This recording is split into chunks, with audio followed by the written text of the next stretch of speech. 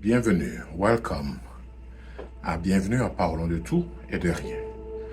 Aujourd'hui, la mort, le testament et l'accompagnant, un trio inattendu. En fait, dans une précédente chronique, nous avons évoqué l'importance cruciale de préparer son départ en rédigeant un testament. Aujourd'hui, je propose d'explorer un autre aspect essentiel de la fin de vie, l'accompagnement. Une question revient souvent. Faut-il être un saint pour tenir la main d'un mourant? La réponse, aussi surprenante que cela puisse paraître, est un grand non. Il existe différents types d'accompagnement, tant spirituels que non spirituels, et de nombreux accompagnants laïcs, comme les bénévoles en soins palliatifs, jouent un rôle crucial dans le soutien des personnes en fin de vie. Qui aurait cru que la mort pourrait être un sujet aussi léger?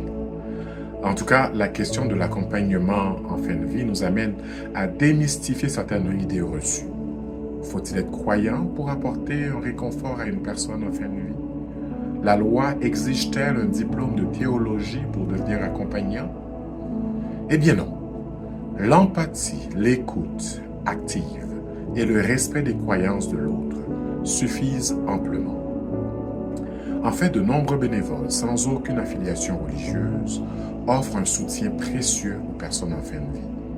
Ils sont là simplement pour être présents, pour tenir compagnie, pour soulager les angoisses.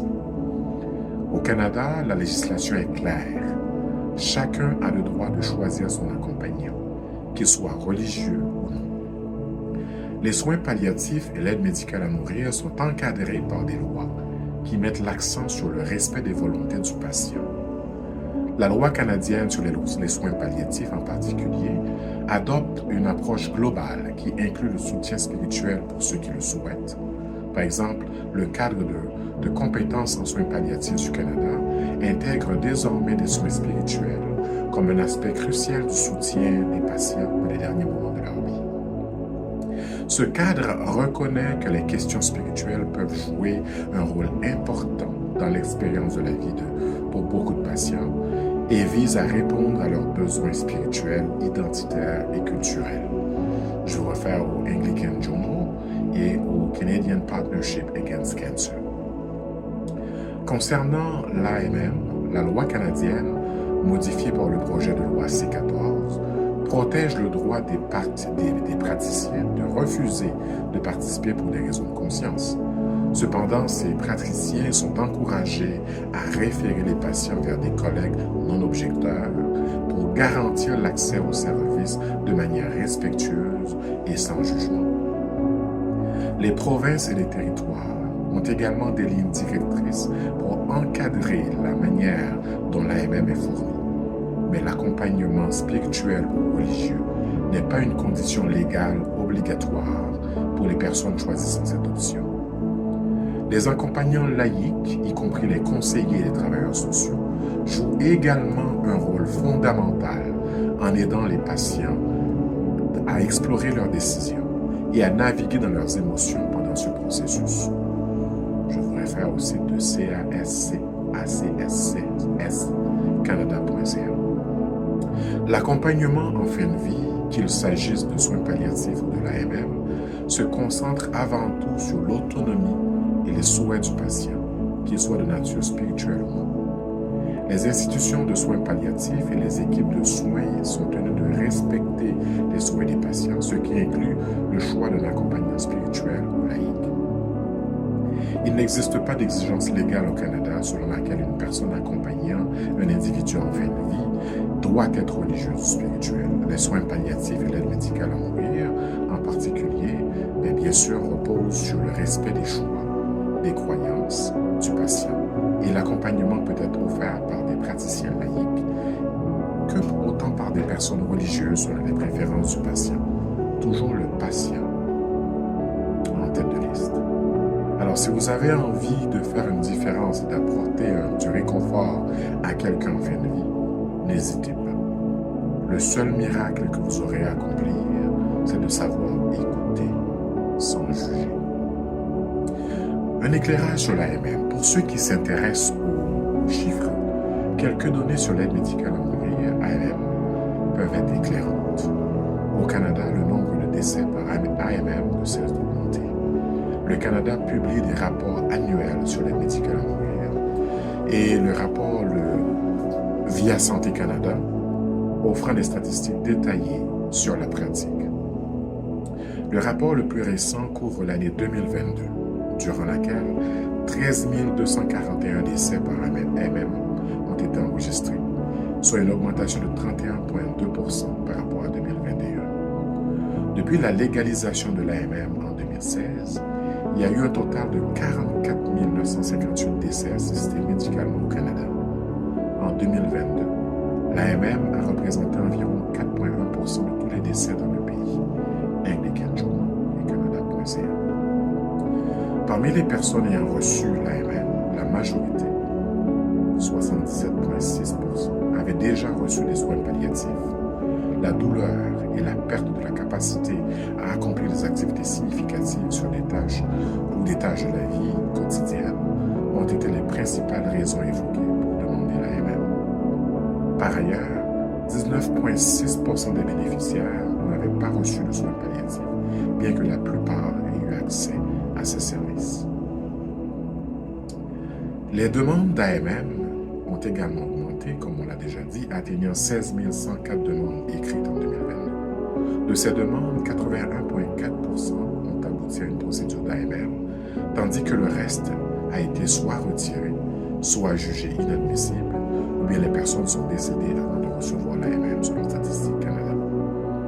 Les données de 2023 seront publiées dans un rapport l'année prochaine et les nouvelles réglementations en vigueur depuis janvier 2023 permettront d'inclure des informations supplémentaires telles que l'identité autochtone et d'autres critères sociaux et économiques pour une meilleure compréhension de l'impact de l'AMM.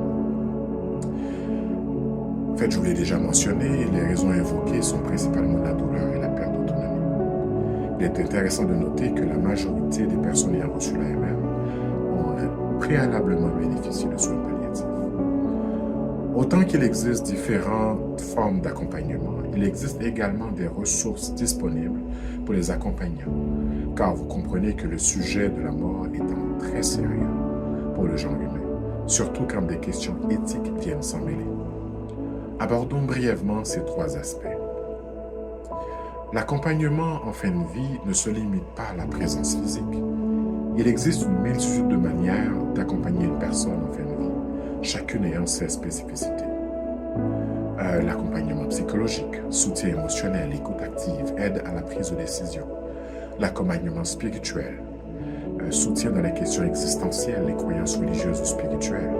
L'accompagnement social, aide à la coordination des soins, à la gestion des démarches administratives, soutien aux proches. L'accompagnement physique, aide aux soins corporels, confort, soulagement de la douleur. L'accompagnement par les pairs, soutien par des personnes ayant vécu une expérience similaire. Parlons des ressources disponibles pour les accompagnants. Jusqu'où doit-on aller pour soulager les souffrances de mourants? C'est la question. Les accompagnants ne sont pas seuls face à cette épreuve. De nombreuses ressources sont à leur disposition. Il y a des associations bénévoles. Ces associations offrent des formations de soutien psychologique et un réseau d'entraide aux accompagnants.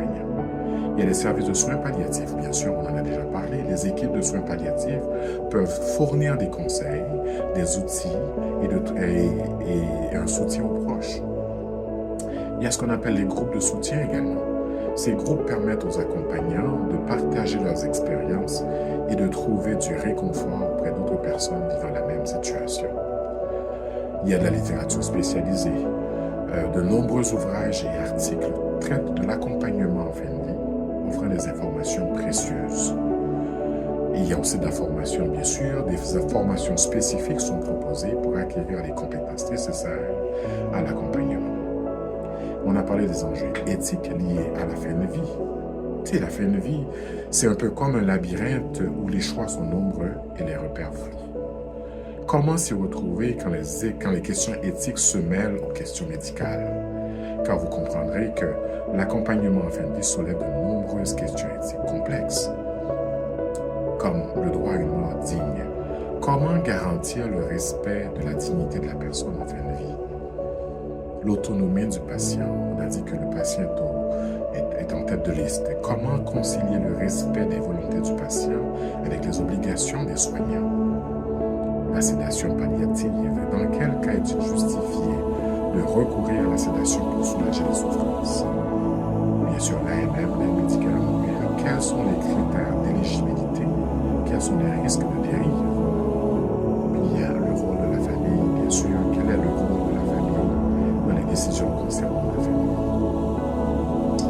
En somme, pour accompagner une personne en fin de vie, il n'était pas nécessaire d'avoir un auréole au-dessus de la tête.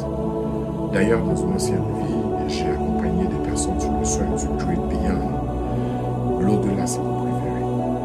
Il y a 33 ans de cela, ma mère empruntait ce passage à sens unique. Donc l'importance de ce que j'ai compris, c'est que la personne accepte de partir en paix. Vous savez, les conceptions de la mort sont aussi diverses que les cultures elles-mêmes. Si pour certains la mort est un passage vers l'autre monde, pour d'autres elle est une fin définitive. Ces différentes visions influencent profondément les pratiques funéraires et l'accompagnement des morts. Par exemple, dans certaines cultures asiatiques, par exemple, la famille joue un rôle primordial dans les soins des fins de vie, tandis que dans d'autres sociétés, les institutions médicales sont davantage sollicitées. Cette diversité culturelle nous rappelle que la mort est une expérience universelle, mais vécue de manière très personnelle et intime. Un cœur bienveillant et une bonne dose d'empathie peuvent suffire. Et si vous vous demandez si vous avez les qualités requises, posez-vous simplement cette question. Seriez-vous capable de tenir en compagnie à votre grand-mère pendant un marathon de rediffusion de télé-réalité? Si la réponse est oui, alors vous avez toutes les compétences nécessaires. Être accompagnant, c'est un peu comme être un guide touristique dans un pays inconnu. On ne connaît pas toujours le chemin, mais on est là pour faire le voyage ensemble. Nous avons parlé de tout et de rien. Hashtag soins palliatifs, aide médicale à mourir, accompagnement en fin de vie, empathie, bénévolat, testament. À bientôt.